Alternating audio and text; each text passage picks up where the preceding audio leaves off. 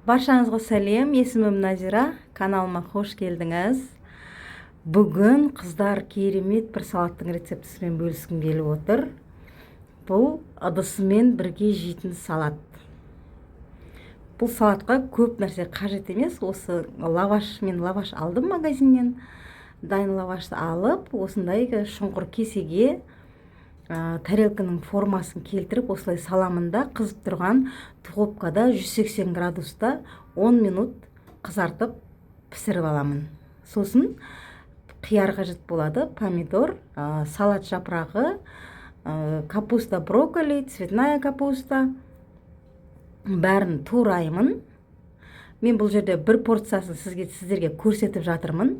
Негізі осындай тарелкенің егер сіздерге қажет болатын болса, 3-4-еуін жасасаңыз болады.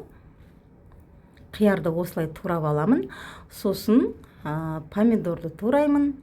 Қыздар, видеомды соңына дейін қарап, каналыма тіркеліп, лайк басып, егер видеом ұнаған болса, достарыңызбен бөлісіп қойыңыздар. Помидорды да тураймын. Ой пікіріңізді комментарий бөлімінде қалдырып қойыңыз. Өте оңай, жылдам жасалатын салат, және үйдегі бар азық-түліктен жасай берсеңіздер болады.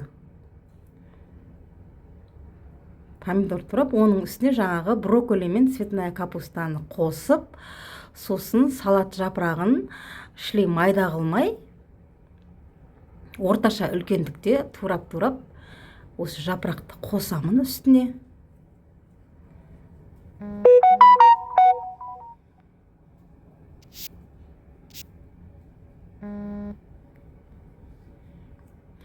Сосын сырды үккіштің майда жағынан өткіземін. Бір көп емес, 20 грамдай сыр болса бір порцияға жетеді.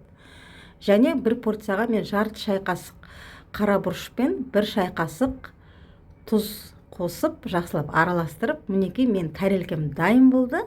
Осы тарелкеге әдемілеп салатымды саламын. Осылай жасап көріңіздер, міндетті түрде өте дәмді, керемет болып шығады. Және де дастарханға қойғанға да бір әдемі болып көрінеді.